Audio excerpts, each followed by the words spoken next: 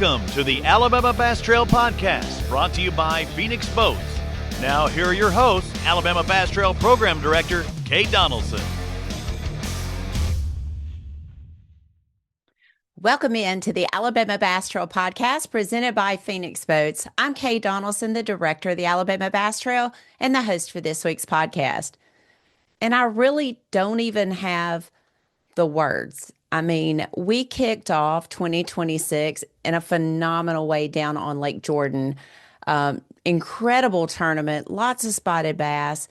And we knew going to Guntersville that it was going to show out. But it was almost like it said, hold my main channel brewery beer and watch this. 55 bags over 20 pounds weighed in at Lake Guntersville. Not the record. Record was 58. And not the overall weight record. So those did not fall, but man, what a tournament. Just an absolute, I just have no idea how Guntersville continues to do what it does. That lake is just chock full of bass and big bass. Just absolutely incredible. New winners on the Alabama Bass Trail, being Lakey and Jordan McGehee. Taking home the win there, 28-94. Just absolutely incredible tournament. And I'm going to let those guys talk to you in the next segment about their day. But the real thing that I think is so unique about their story is last year when we had 58 bags over 20 pounds, those guys didn't weigh in. So they went from zero to hero. Really, like literally, they went from zero to hero. It's going to be real fun to talk to them in a little bit later on in the show. But I do want to talk about the tournament by the numbers. So we had 223 teams take off, 170 teams weighed in limits, 211 teams weighed in total, 959 bass caught, 954 released back into Lake Guntersville, 928 largemouth, 30 spotted bass, and 1 lone smallmouth. And I tried to go through the pictures to see if I could find that one lonely smallmouth bass and just couldn't. So another great thing, 57 bass weighed in over 5 pounds, no over 8 pounds. And I don't think anyone would have said that Lake Jordan was going to have an 8-pounder and Guntersville would not. But congratulations to Greg Lamb and Don Lamb for taking home the Mountain Dew $1,000 bonus for a largemouth of 7.58. That was our large bass for the day. Total weight 3,458.05 pounds. An absolute stunner on Lake Guntersville. So again, I have no idea how this lake, with the pressure that it receives. I mean, we've had a BPT there. They've had a BFL there. They've had a Bassmaster Elite Series there for 4 days. A Toyota Series Championship. I mean, or not Toyota Series Championship, a Toyota Series tournament there. All leading up to our event, and week after week after week. And that's not even including the recreational angling that goes on there. And that lake just continues to pump out 20-pound bags. I know that you are hearing 55 bags over 20 pounds weighed in. And then in some reports, you're seeing that 54 bags over 20 pounds was weighed in. And I want to talk about that a little bit because it makes me extremely proud of the anglers that fish the Alabama Bass Trail. After the results were locked, after the scales were closed, polygraph done, scales are locked, results are locked, we received a phone call from a team that, funny enough, got in off of the waiting list. They have fished with us before. They're not new to the Alabama Bass Trail. They fished with us before. They gave Jon a call and said, hey, man, we were loading up the boat and getting everything strapped down and cleaning everything up and realized that we had a 6th fish in our live well. And we understand that that's a disqualification, so we're willing to take that. They were not in the money. I want to say their names because, to me, that shows the integrity on the Alabama Bass Trail. We've seen this before with Ryan Adcock and Jonathan Marsh at Wheeler when it was going to affect the money. This did not affect the payout standings, but it did affect the points. Brian Elder and Rusty White Jr., they weighed in 20.01 pounds on Lake Guntersville on Saturday. They were in 55th place, so they would have received 130 or so points to go to the championship for next year. And instead, they did the right thing and turned themselves in and took the disqualification. So that makes me more proud than just about anything to see how our anglers have the integrity and the character that they have. And so Brian Elder, Rusty White Jr., my hat's off to you. Kudos to you. Thank you so much for maintaining the integrity of our trail. I certainly appreciate that. I just don't have enough to say, about the integrity that goes into fishing the Alabama Bass Trail. Our anglers know if we're going to call you, Kay or Daniel or John, and say, hey, will you bend this rule for us? They know we're not going to. They know that that's why the Alabama Bass Trail is successful. It's because we stick to our rules. And they respect the integrity of our trail. And that's why they did what they did. So hats off to them. I hope that the next time you see them at the boat ramp, you will thank them for having such high character and high integrity. So thank you guys so much. But again, Lake Guntersville, Katie Norton and Chloe, they they roll out the red carpet for you, the state park, Mr. Heath Puckett up there, the superintendent, the ladies at the front desk. I got to eat breakfast there one morning and they were fantastic. There was a fire convention or fire chiefs convention going on at the same time. So they were a little pulled in every direction, but everything just goes so seamlessly there. The facilities are fantastic. The views, I don't think you can go anywhere in the state of Alabama and find better views than at Lake Guntersville State Park. Again, one of the crowning jewels in the state park system. I'm fortunate to get to work with Matthew Capps at the state parks. He sits on our board of directors, and some of the stuff that they are doing in our state parks is just phenomenal. And finding creative ways and creative financing ways to do a lot of those projects is why he's sitting in that chair. They are very, very good at finding and developing and funding new projects in the state park. So hats off to those guys. Can't wait to get back to Lake Guntersville and really have a chance to sit back and enjoy those views. And from that terrace outside the restaurant, it's just a great view. So if you are looking for a place to take your better half, your significant other, your kids during the summer, the pool area is great as well. The golf course, there were people playing golf when we were there. Of course, people fishing, people camping. And on Friday, there were tons of campers coming in that campground. So it is one of our most beautiful state parks. So make sure that you take a look at Lake Guntersville State Park if you're looking for a place for your vacation or just a weekend getaway. I know that they would love to have you. But right now, we're going to take a short break. When we come back, we're going to talk to Ben Lakey and Jordan McGehee about how they caught 2894 on Lake Guntersville. And it was not stingy. It was not stingy. These guys caught them. I think when you catch them in a tournament that has 55 bags over 20 pounds, that is saying something. So 2894, Ben Lakey and Jordan McGehee, we'll have them up next and we'll let them tell their story of how they went from zero to hero in 2026. You guys stay tuned. We'll be right back here on the Alabama Bass Trail Podcast presented by Phoenix Boats.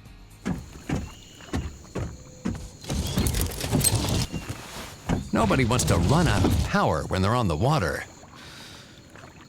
There is a better way.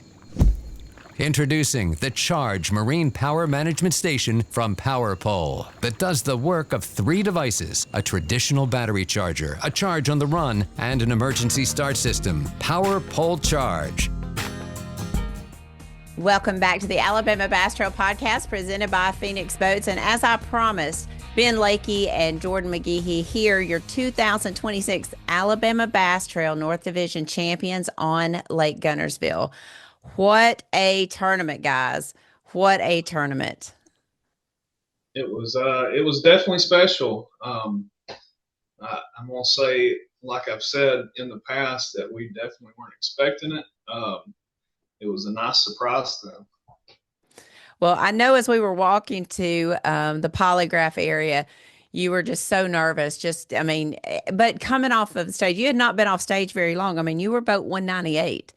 So you were in that third to the last flight. So you basically came off the stage and went to your boat for a few minutes. And then I came and grabbed you and said, hey, let's go ahead and get started and just see, because we did have about 10 or 15 boats left by the time I got you in there. But just knowing that you're sitting in that position has to be pretty nerve-wracking. Right. Well, I mean, I think the most nerve-wracking part for us was it's the biggest bag either one of us had ever weighed in, and it's not even close. I think we've had a couple of 20-pound bags, definitely not in the ABT. Well, I think we did at Pickwick a couple of years ago, but I didn't get to hear the end of the weigh-in. So when I walked out of the polygraph, I kind of looked at him. I could hear in the background while I was taking the test, it kind of gets silent out there, and I kind of walked out, looked at him, and shrugged my shoulders like, "Did we win?" And he gave me the thumbs up. And I think finally at that point, you had a little bit of a calm rush over you, and then it was what the heck do we do now? So Ben, what was it like knowing he was in there taking the polygraph? I saw you pacing a little bit and just kind of staying off to yourself. What was going through your mind? Well, I was just hoping he didn't screw up somehow. I was like, I mean, it felt like 2 hours in there that he was in there taking the polygraph. I'm sure it was only like 10 or 15 minutes. But I was like, what is going on? I was like, why has he not walked out of there yet? I was like, I was just ready to get the show on the road. Well, it was fun to sit. I mean, not fun, but I enjoy that anticipation because, I mean, $15,000 is nothing to sneeze at, but I don't really think it goes so much farther than the $15,000. I think it is the guys that you're competing against. And Jordan, you mentioned that off air. These guys bring it every tournament. Yeah.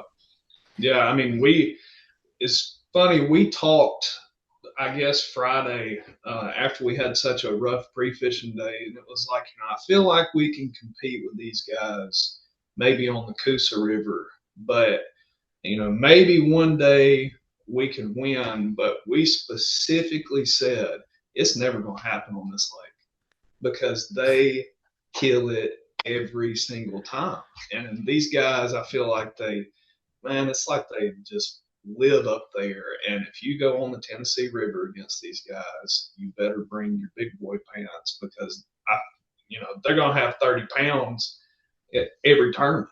I don't know how they do it every tournament, but they're elite. They do catch them. I'm gonna go right ahead. Go right ahead.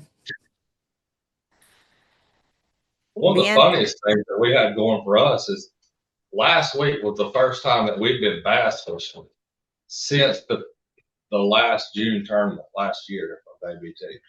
We have not bass fished since last June. What have you been doing? I crappie fish. That's kind of how we learned the live scope pretty good is by crappie fishing. Coaching baseball. Basketball.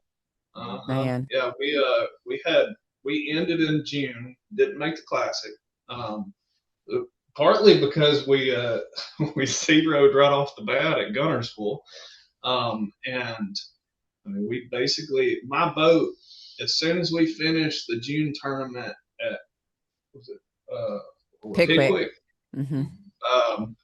it went to the shop, had a couple things wrong, had spark plugs replaced, and it came and sat in my it sat in my garage from June until Wednesday. And we were hoping that we didn't have any boat problems because it hadn't been in the water since June. So, but that might have been a chance just to kind of get your mind off of it and focus on something else. Because I think sometimes we can just make ourselves sick over stuff if we'll let it stay in our head. Right. Well, I mean, we definitely had a lot of things that we undoubtedly needed to clear from our heads, because whatever we learned last year, it didn't work. Well, good. I know you mentioned that in the TV wrap up, you mentioned that you learned a lot of what not to do during practice, and I think that that's equally important as well, as to kind of mark off areas and mark off tactics and things like that. Mm-hmm. Yeah. We I mean, we were on, I guess, an okay bag for us at Guntersville pre-fishing, but we couldn't catch fish consistently enough to pattern anything with the way we were trying to fish. We were trying to fish shallow, and you would catch fish, and if you ever did catch fish, they were going to be better fish, but you'd go and you'd catch 3 fish in a day. I mean, the day before the tournament, we caught 3 keepers. Now, we figured out kind of what our plan was going to be, but it's not like we caught fish any of our pre-fishing days. Now, we only pre-fished Wednesday and Friday, but we had about, I don't know. But basically, our big fishing and pre-fishing came from live scoping. So that kind of, we got to niche the grass fish and stuff like that. Well, we caught 6-pounders when we were live scoping, and we didn't do it that much in pre-fishing because we wanted to fish shallow. But then tournament day, we was like, we might as well just go live scope all day and see what happens. Wait just a minute. You're not 21, 22, 23 years old. You can't be live scoping if you're not 21, 22, 23. That's the only people that live scope, right? You can if you crappie fish. So I give all the credit to, we started live scoping right when it first came out, but we crappie fished with it. And that's how we were able to catch crappie in the summer and in the winter when they schooled up. And, we kind of had our own little secret. It was really before the bass world figured it out. And, we're dumb for not figuring it out in the bass fishing earlier, but we would go bass fish shallow, and then we'd go the next weekend and crappie fish and wear them out live scoping. So we are not 21, 22, 23, but I tell you what, we can learn from those jokers because they know how to catch them live scoping. They do know how to scope, no doubt. Let's talk a little bit about Saturday. Blasted off boat 198. How far was your first run? Not very far at all. Okay. I'm gonna say it was less than 5 miles. Okay. That's about all I really. That's wanted. okay. I'm good with that. We were mid-lake. We were not in some secret place. I know there's multiple anglers that know exactly where we were sitting. And I know a bunch of them are kicking themselves right now because they didn't sit right there with us. But we were not very far at all. So you had quite a bit of boat traffic around you? Oh, yes. I bet we were not necessarily around a causeway, but it felt like we did with the company we had. Okay. I'll take that. Yeah. So, I would say that we were within, shouting distance of probably 5 to 10 boats all day. Okay. Now they were different boats throughout the day, but we weren't the only ones that had figured it out. We were probably the ones that were the most, I love you, or I know you love to hear this, probably the ones that were the most stubborn about staying where we were. But, it's not like we had some secret something going on. Hey, anytime a lady can hear a man say he's stubborn, we're gonna take that. We're gonna take that. What time, Ben, do you think you had your first limit in the boat? We had a limit by, I'd say, 9 o'clock. But like we said earlier, the big fish didn't move up till late in the day. I think we called every fish but one fish from 3 o'clock to quitting time. It was now we caught fish all day long. It was just the first fish we caught was probably 10 minutes into the tournament, but it was a 2.5 pounder. Then we went probably an hour catching nothing but drum. And Mm-hmm. then we eventually got on a little hot streak and limited out and got up around 15 pounds. And then we jumped over to a different bank. And that's when he ran into a 6 pounder. And that just kind of solidified, well, we're going to do this all day long now, because we talked about getting a limit, because we didn't realize that size fish were there. We knew those fish were there, but we didn't realize they were 6 pounders mixed in with those smaller fish. Okay. So we talked about getting a limit and then going to the grass and trying to catch some 5 pounders on a chatterbait and a trout. But once he hit that 6 pounder, that just solidified, hey, we're not moving the rest of the day. We're going to stay here and do what we're doing.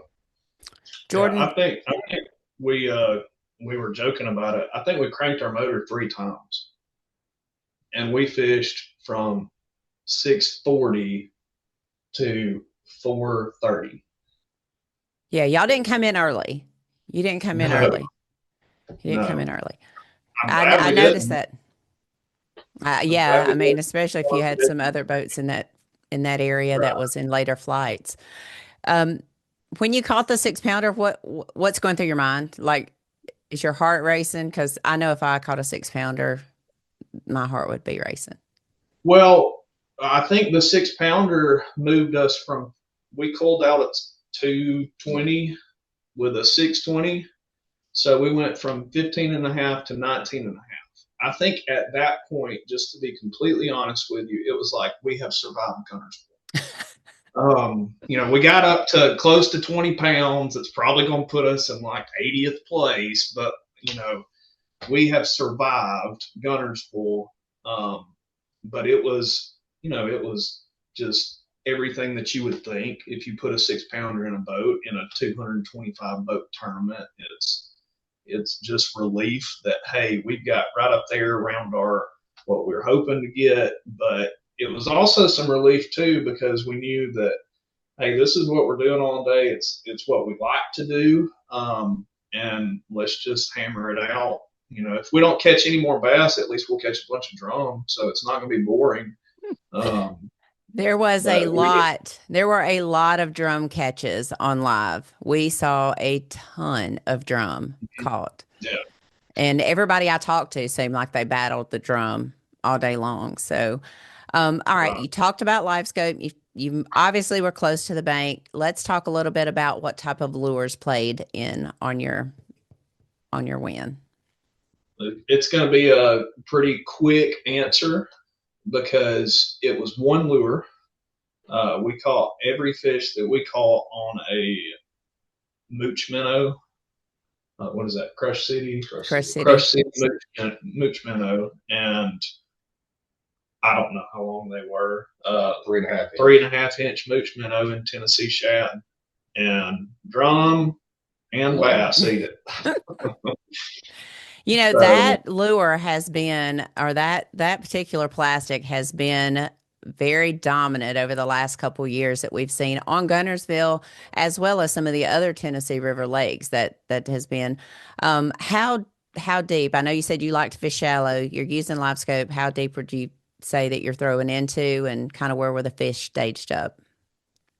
Well, it changed throughout the day. Right off the bat, I would say we were probably catching more fish deeper, and they were deeper. The shad were deeper, the bass were deeper.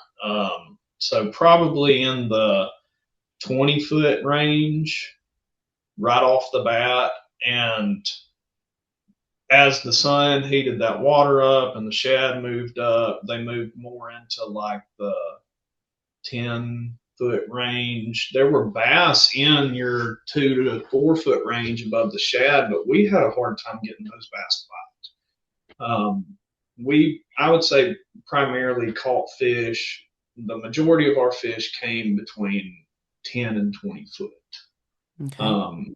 And, if you could get the bass in the shad up until probably 2 o'clock, the bass had to be in the shad, because anything outside of the shad was drum. Mm-hmm. After 2 o'clock, it's almost like those drum turned into big bass. Mm-hmm. So we started primarily targeting what we thought were drum. And that's where you were still catching the drum, but you would end up catching bigger bass doing it that way. But I would say we caught fish from 4 foot all the way to 20 foot. The majority of our fish came from 10 to 20 foot. Okay. All right. So you get back to weigh in, you said, can we go back to our boat? And of course, that's great. So you go back to your boat, and what are you sitting there talking about? What is that conversation like between you two? I think there was a lot of silence between us because we were looking at each other like. I asked him on the way back to the boat. He turned around and looked at me, and I said, "Did we just win this thing?" And we were like, "I think we just won the ABT." At Guntersville, of all places. I think a lot of disbelief. Just how in the heck did we just win it? Because we didn't think we had it. By our scale had 2380 or 2830, not 2380.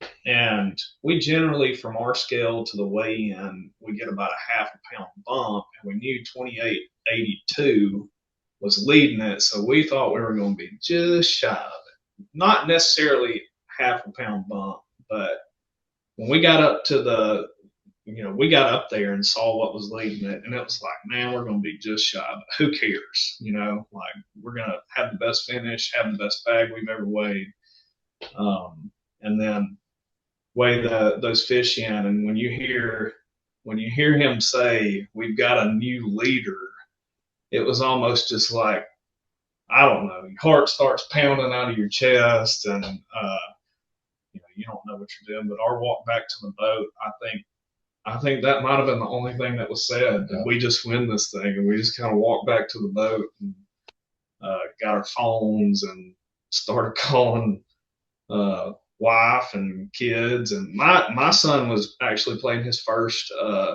baseball tournament this weekend, so I missed that. And you probably got a little bit of a reprieve. You probably got a little bit of reprieve when you brought that check home. I did, but I got a lot of grief for not giving them a shout out when I was up there on the weigh station. You can't imagine, though. I mean, it's really hard for your heart to be racing like that and just hear that news and think about, what you've just accomplished, because you've said it. Alabama Bass Trail guys don't play. They catch them every day. Right. Every time we go to a lake, someone or 50 someone's figure it out. And it's the amount of talent on the Alabama Bass Trail never ceases to amaze me at what they're able to do. But next time, you'll just have to put your little card in your pocket for what you need to remember to say. 100%. We'll probably next time, have our ABT hat on. We didn't have that on. We didn't have, didn't do any of the really simple things that would have got us more money. More money. Yeah. So, I think next time we'll be a little more prepared, but, this time it was just more of a blur. Not really expecting it, even throughout the fishing day. Like every big fish that we netted, I don't think it really hit us. It never hit us that we were going to win the ABT. No. Not until after we walked across the stage that it finally hit. We're probably going to win this. Yeah. Well, yeah, how long have you guys fished with us? 3 years? This is our third year. Third year. Okay. What's your highest finish before Saturday? So we finished 7th at Pickwick 2 years ago. Is this our 4th year? I think it's our third. I don't know. It's 3rd or 4th year. We finished 7th. We've only got 2 checks ever. 3. Well, 3 counting this one. We finished 7th at Pickwick. I think we finished like 13th or something like that at Neely. And, you know, we obviously won this past weekend, but we had never, because of the quality of fishermen, we had really never never competed with these guys at Guntersville. And we've had, I mean, I think the best finish we had at Guntersville was when we fished it in June 2 years ago. And we had 17 or 18 pounds, but I think we came in like 58th or something like that. Yeah. So, you know, we were proud of it, but still weren't able to cash a check. So I guess a long answer is 7th. Seventh. Okay. Well, that's good. I see that big floppy check sitting behind Ben over there. We had to show everybody the office. Of course. Of course. You know, I love that. I hung it outside my house, you know, right next to my son's baseball number. We call it our Happy Gilmore check. We got us a big check, and we're showing everyone. Hey, I don't blame you. I love it when I'll see something on Facebook and it's behind somebody, it's up in their shop or it's in their office or whatever. I love that. That's one of the reasons that we started giving everybody their check, because I had so many people go, you know, one thing nobody ever does is give us the big check. We would really like to have that big check. So yeah, it costs a little bit of money, but to me, it's so worth it to be able to see it show up on social media so many times as well. Not so much with the plaques. Yeah, I think that's the number one thing that everyone asked me was, did you get to keep the big check? I was like, yes, we did. That's cool. That's cool. You know, I talked in the first part about you guys going from zero to hero, and man, you got to really have a love for bass fishing if you want to jump back in, especially knowing the talent of the anglers that you're in. I always try to ask this question of our winners. If you knew somebody that was thinking about fishing the Alabama Bass Trail or didn't know somebody, what would your advice be to them if they're considering jumping in the Alabama Bass Trail in 2027? Jordan, I'll let you go first. I mean, I think my advice, I tell people all the time, you know, this trail is run better than anything I've ever been a part of. So kudos to you guys for being able to handle, you know, just speaking of the North Division, 225 boats going out of a ramp and safely, efficiently every time. And, you know, some people, it may not be for them, but I always tell people it's something special to be a part of, to see a big tournament like this run right. And, you know, it's really cool. I had never fished a trail like this before we started it. I can tell you this, like we've even talked about, hey, if something comes up and we see that we're not going to be able to fish it, we don't want to lose our spot. You know, because I feel like y'all have probably 5 openings every single year for new people. So it's like we're paying for this until we die. But, you know, any given day, you can go out there, and we're living proof of it, and have the day of your life out there and really get rewarded for it. But even if you don't, to be a part of the Alabama Bass Trail and to be a part of something that big done right is special. And you know, this is something that the $15,000 is really cool, but to be able to say that you've won one of these, I mean, like we can say that. I think he told me while we were walking back down the dock to get into our boat, like, we will be Alabama Bass Trail champions forever. Forever. And if we never win another one, we are Guntersville ABT champions. So it's just, you know, it's something that you can be proud of. For sure. Ben, what about you? Yeah, like he said, I'd actually fished it before me and him started fishing. I fished it with my dad about 7 years ago. Mm-hmm. And back then it was just, my dad's older now and he doesn't get to fish with me anymore. So me and Jordan started fishing, and it's just the way it's ran. And like you said, if you have that day of your life fishing, it just pays off to be able to do it on that stage. I've caught big bags in my life, but win $500 or something, nobody really cares about it. If you can put that day together like we did Saturday and come up, then everybody sees it, knows about it, and it just makes it that much more special. Yeah, it does. That's the cool thing about bass fishing to me is, and everybody that's kind of been on, not everybody, but a lot of people that's been on our podcast says everything just kind of went right. We didn't lose fish. We didn't have any boat trouble. Everything just kind of went our way, and the fish came to us, and it kind of worked out. But I like the fact that, you didn't let that bad start last year. Well, it wasn't a start. It was March tournament, I guess. Didn't let that stop you from being out there, because that's what it's all about to me is, you're not fishing against 225 boats. You're fishing against the fish. And I think when you think of it that way, it tends to work out. Right. All right. You have punched your ticket to Lake Eufaula. You can go ahead. I told you can go ahead and make your reservations. You're in. What is the next lake that you're most excited about in the North Division for 2026? Pickwick. Pickwick. Okay.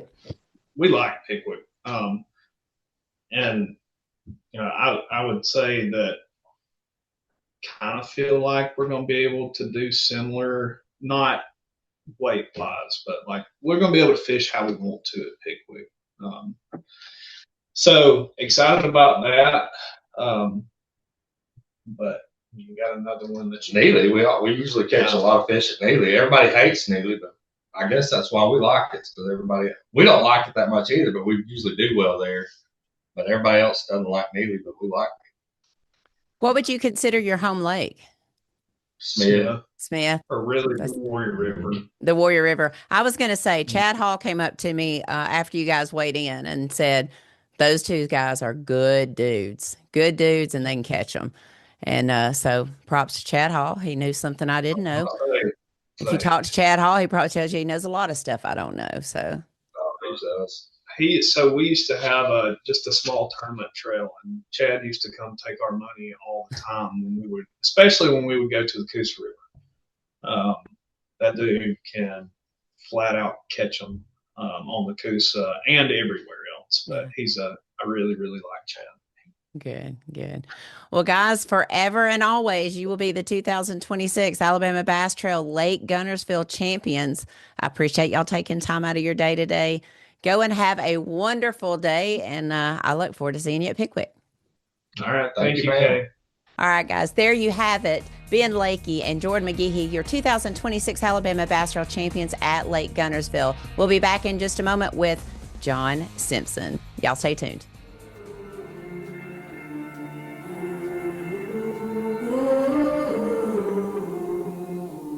Things you let me see.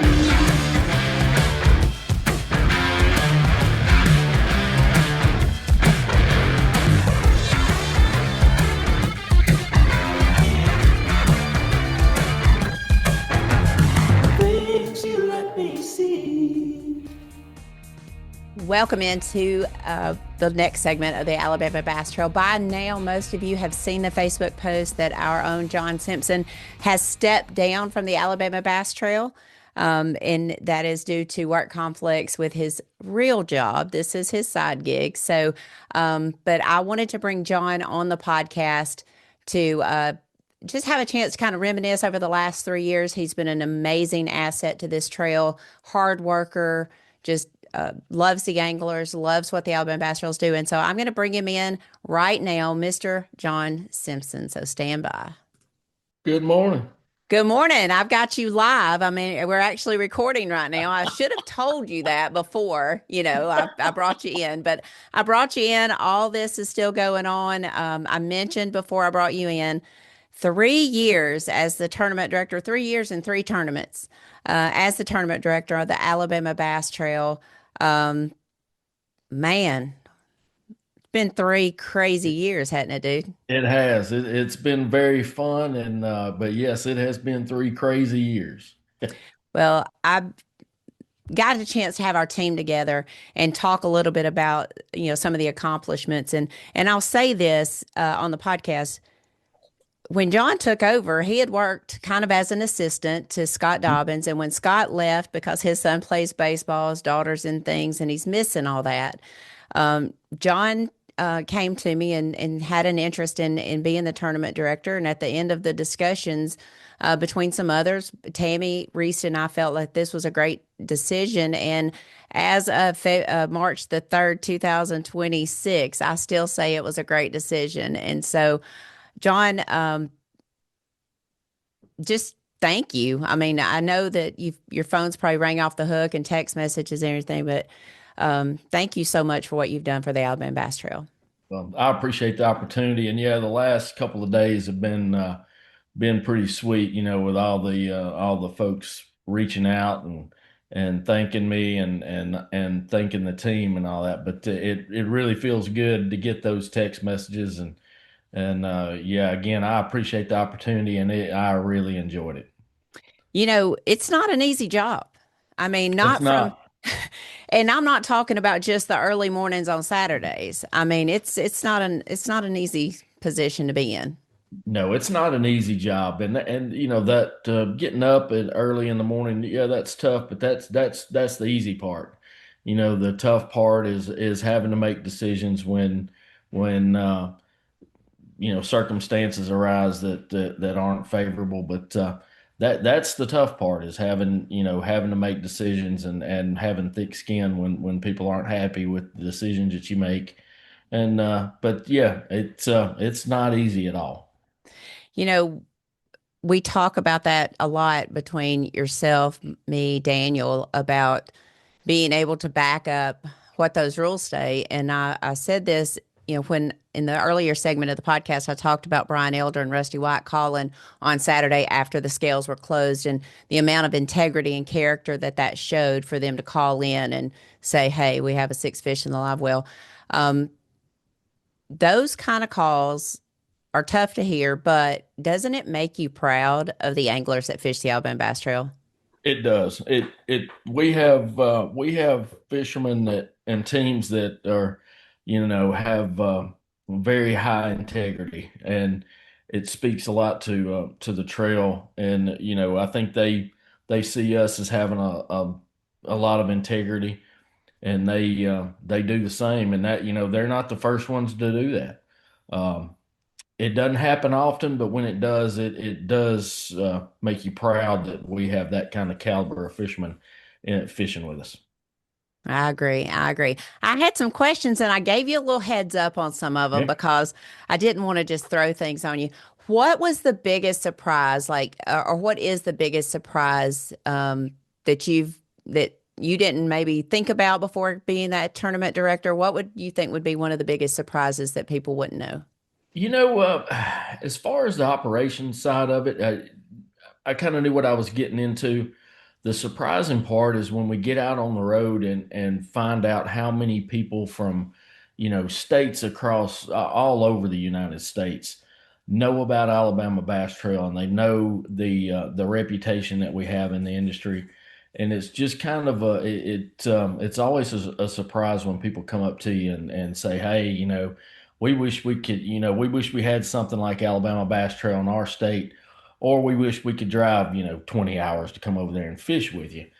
And that's a surprise, and that's something that a lot of people don't understand until you get out there and start hearing it time and time again. When we go to places like the Classic, when we're 8 to 10 hours away from home, and loads of people come up to the booth and know who you are and what you're about, and it's really cool. But it is a surprise, and a lot. And I have to tell our team from time to time that's how they're viewed in the industry as being one of the premier team trails in the United States. That's true. That's true. I loved it when was it the little boy came up and asked Daniel for his autograph last year? Yeah, And it was yeah. I forget who else was on the cap. What was the angler? It was the Yeah, it was like Rick Clunn or Rick somebody Clunn. had There already was Rick signed the Clunn cap. here, and Daniel signed it over here. He's Yeah, how crazy is that? that's So super cool. I'll have to make sure I carry some Sharpies for Daniel this year, Oh so yeah, he'll yeah, be able yeah. to sign autographs and everything. Um, what do you think was one of the hardest parts about being the tournament director, besides me? You weren't hard at all. No, I mean, one of the hardest parts is definitely dealing with controversy that comes up, any kind of drama that rules violations, having to hand out that DQ or penalty when somebody breaks a rule, and then definitely a situation like we had at Eufaula this past year when we had a fisherman have a very serious medical condition. Those are the two hard things that you have to deal with. And a few years before it, you follow when we had a boat accident during a tournament. Having to deal with those kind of situations is pretty tough, especially when there is a serious injury or a serious medical condition where people see things that they don't need to see, And you and can't unsee them. You and you can't can't unsee unsee 'em. it. Yeah, absolutely. So that's the rough part of it. But those those don't happen most of the time. Yeah. For the most part, it's a very pleasurable experience. And but you know, time every now and then something rolls around that's not easy to deal with. But Right. that's the worst part of it. Yeah, and I kind of saw a shift in our team. And I said this on the podcast after the Eufaula event. You had that happen, and then three of our teammates get called away to their Yeah. hometown because they're in the electrical department. They had to go and restore power.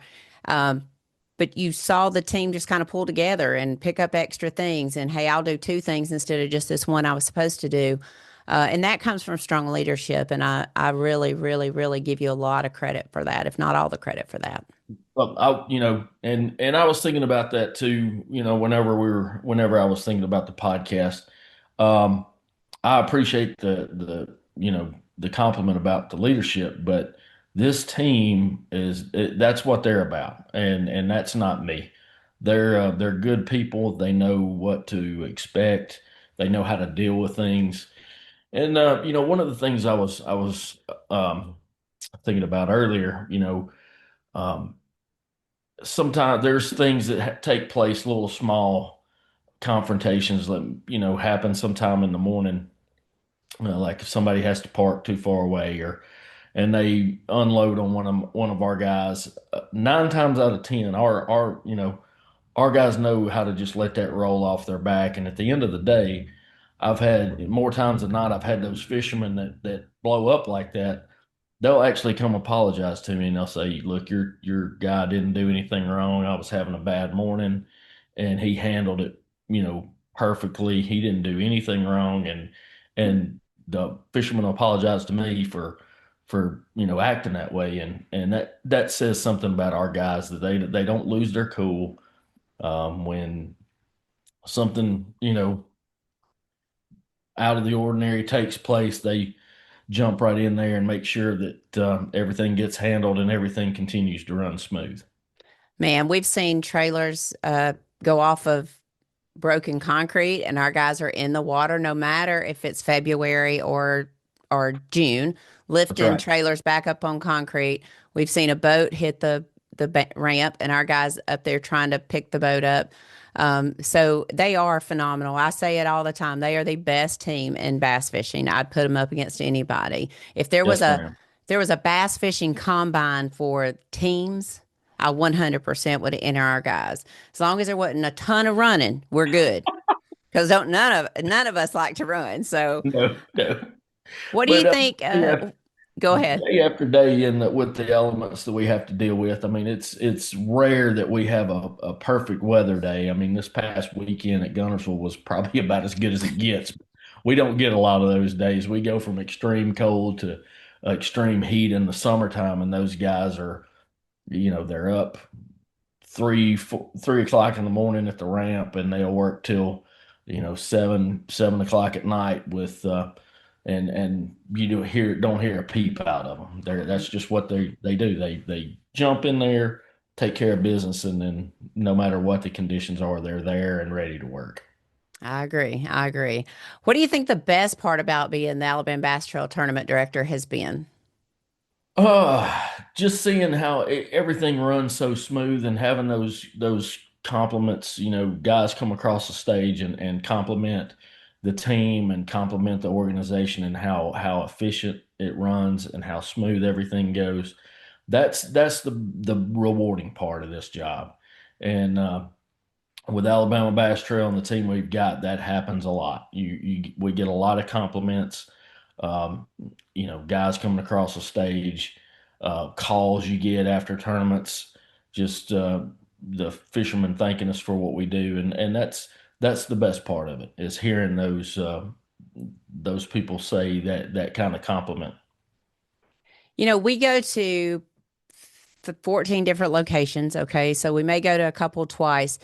What do you think is the prettiest or the easiest what is your favorite setup on the Alabama Bass Trail? Well, I've got a couple. Probably my favorite all around is probably Lincoln Landing in Pell City, just because of we've got a huge ramp. We're on concrete. They've got the pavilion there that's really nice. Ingalls Harbor is another good one. The ramp and the facilities there are top notch. I is I love Cooter's Pond for the looks, but maybe not the setup. But Right. but sitting there with the trailer under the trees with the Spanish moss, that always looks really really cool. But those are probably my favorites. Maybe not so much Cooter's Pond only for the view, but the setup maybe not so much. Well, I like lay because you get to look out at the water and you can kind of see the Yes. boats coming in. You kind of know what your traffic's like, but it's not the easiest. It's not the easiest setup there. It's a little bit better since we've got the new trailer and they've extended the concrete. But man, just watching all those boats come in and Weiss is a lot that same way. You can kind of see stuff from Weiss Lake. You've positioned us at Smith a few times to where we can see the boats coming in. So but I agree with you. The ease of setting up at Wheeler and at Logan Martin at Lincoln Landing for the team, and then also the concrete of not having mud, and you're not having to worry about the mud and everything going back on the trailer for the next tournament. So yeah, there's a lot to be said for having that ease right there. Yes, ma'am. Yeah, that makes it a lot better. Keeps equipment clean and you don't have to worry about getting your feet wet and things like that. But those facilities are super nice and we really have some good facilities across the state that we go to. I would agree. We also like to eat. That's one of the things that's big on the Alabama Bass Trails. We like to eat. And we've Maybe. been from the Mobile Delta to Pickwick to Lake Guntersville and all stops in between. Tell me some of your favorite places that you've eaten at while we have been out on the Alabama Bass Trail. And Yeah, it's got to be a Mexican restaurant. So, well, that's that's what Laura and I were discussing a while ago. I like Blue Agave down in Columbiana.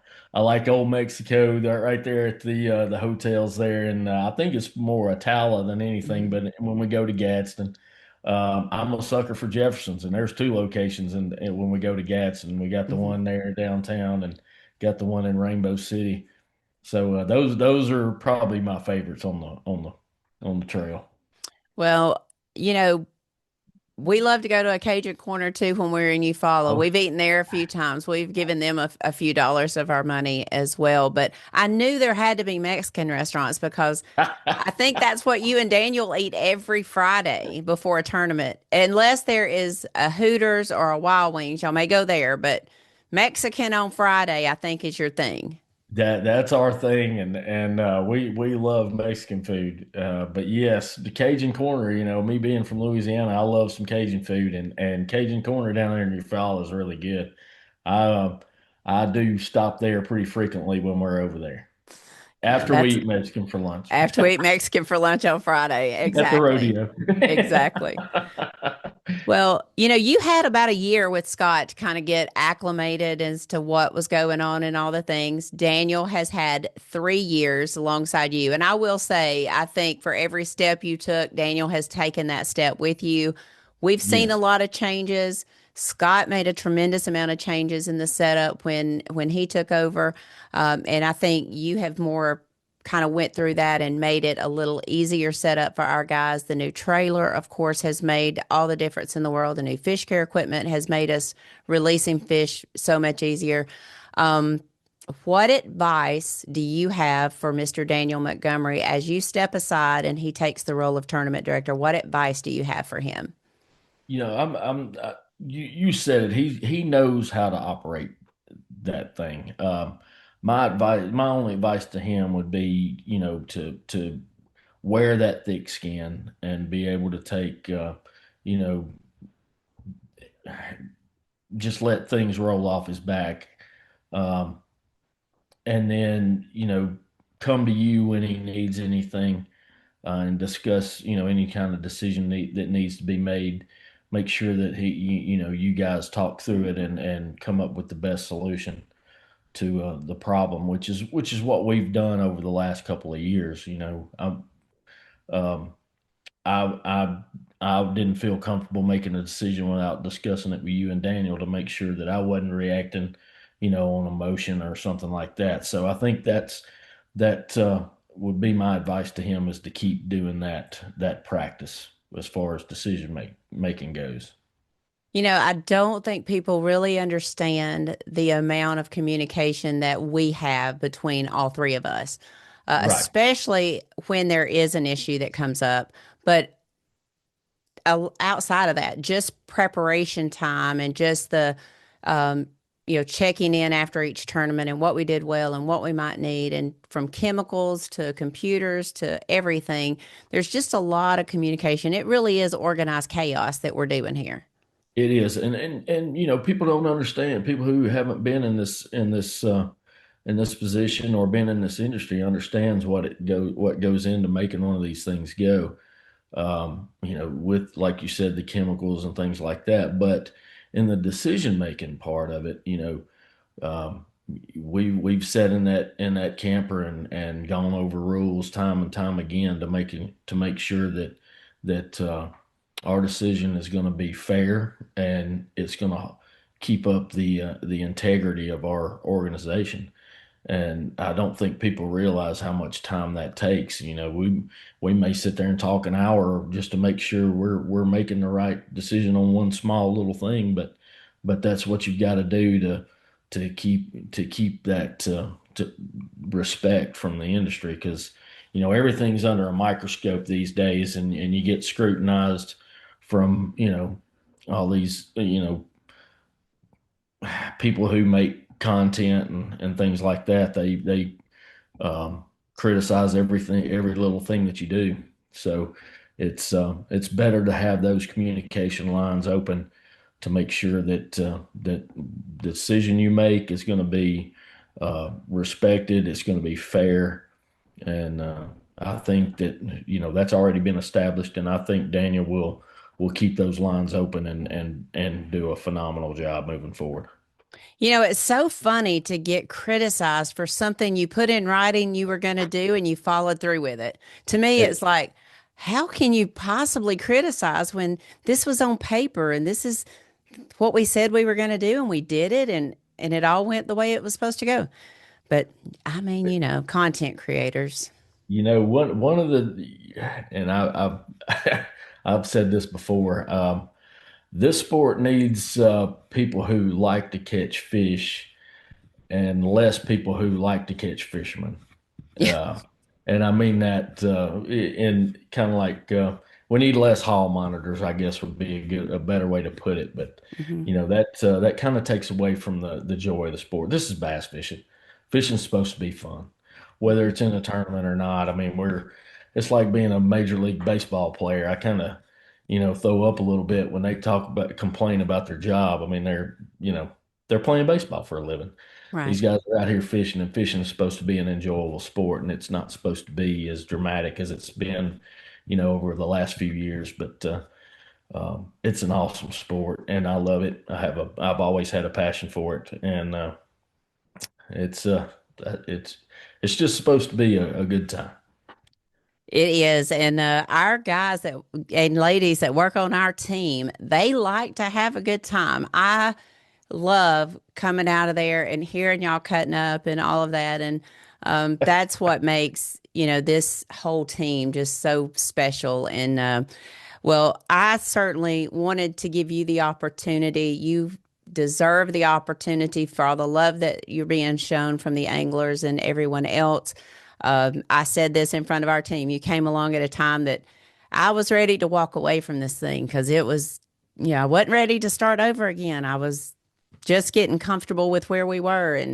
And I actually, when I came home Saturday night, I prayed about something and I realized you're not supposed to get comfortable.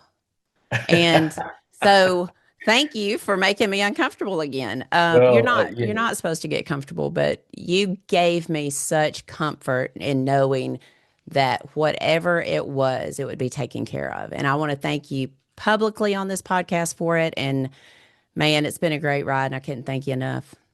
Well, I appreciate you, and I appreciate all that you do. I mean, I'm glad you didn't walk away from it because you're the face of this thing. And without you, it would definitely be a devastating loss, I believe. You're up there with Forrest Wood and Ray Scott as far as being the face of an organization, and I mean that from the heart. You're the person that created this thing, and you're the person that's gonna be who everybody looks to see. I mean, we go to these shows, they're not looking for John or Daniel, they're looking for Kate. But no, I appreciate the opportunity, and I appreciate being, you asking me to be on the podcast today. Well, I love it. I wish you all the best. I can't wait to keep up with Bay on The Voice, and then getting to watch the other two grow up on social media. You're going to be back with us at Pickwick. Daniel had a prior engagement, and that was already scheduled. So you're going to be back with us at Pickwick. So the North guys won't actually feel your loss until we get down to April. But I'm excited for you. Wish things were different. We could keep you forever, but totally understand that. I know Daniel is going to step up and do a really good job. Please tell your family hello for us, and we'll see you at Pickwick, if not before, okay? Yes, ma'am. Thank you. All right, guys and gals, there you have it. Jon Simpson, the former tournament director now. Gosh, former tournament director of the Alabama Bass Trail Tournament Series. We'll be back with the final segment here on the Alabama Bass Trail podcast, presented by Phoenix Boat. Y'all stay tuned. Research and development is more than just time in the shop for us. It's time out here. Sweating the details. Making boats that work as well in the real world as they do on paper. From our R&D team to our anglers on the water, we have the knowledge and passion to build you the finest fishing platform in the world. Welcome back to the final segment of the Alabama Bass Trail podcast, presented by Phoenix Boats. I mean, who doesn't love Jon Simpson? And so thankful for what he was able to do for this trail, and the reassurance and the confidence that he instilled in me by just his ability. And very, very, very thankful for him. And, just really cool. Really cool. All right, before we wrap up this show, you may have seen a little teaser online about the Alabama Bass Trail 100 in 2027. We will be making a big announcement on March the 9th, along with the schedule and maybe a couple of changes that you're going to want to pay attention to. So that'll go up on Monday, March the 9th, around 10 a.m. Central Standard Time. The press release will be out. We have a little video we're going to put out with Mr. Luke, Darian, and Jason. Their honest and raw reaction to the changes and the schedule and a couple other things. So as a matter of fact, Darian might have had a call about fishing it. Who knows? We'll see. But anyway, we'll be posting that on Monday, March the 9th, around 10 a.m. Check all of our social media channels, Instagram, Facebook, YouTube, all the things. And then we will be at the Bassmaster Classic March 13th through the 15th. We are booth 2521. Make sure you stop by and see Daniel and myself. There may be a couple extra guests there that maybe you don't know, or maybe you do know from Alabama Bass Trail Live. So please come by and see us at the Bassmaster Classic. We look forward to being in Knoxville, Tennessee. Our own Fisher Anaya will be representing the Alabama Bass Trail out there in the Bassmaster Classic. Photographer Noah will be out there getting us some photographs to use on social media and let you know how he's doing throughout the day. I do want to say this over and over and over. Noah captured a photo on Saturday of me and my mama in a pretty tight embrace. And I don't get to do that often enough. So Noah, thank you for that photo. And just a reminder to always, always, always take every opportunity you can to hug your mama and your daddy and your brothers and your sisters and your cousins. Love on them. Let them know that you love them. Let them know how important they are to you. You just never know when that opportunity will be taken away from you. February also reminds me of one of the greatest losses in Alabama history, and certainly in the Alabama Bass Trail history. And for myself, this is when we found out that Mr. James Lawler, Big Daddy Lawler, was diagnosed with cancer and passed away just a few weeks later. So you just never know, guys. Get out there, love on your people. Love on your people. Give those fur babies an extra treat or two.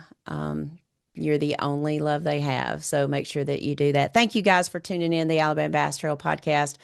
Make sure to get out and enjoy this great weather in the 80s this week here in the great state of Alabama. Get out and enjoy the great outdoors. God bless, good fishing. And as Big Daddy would always, always say, get outdoors.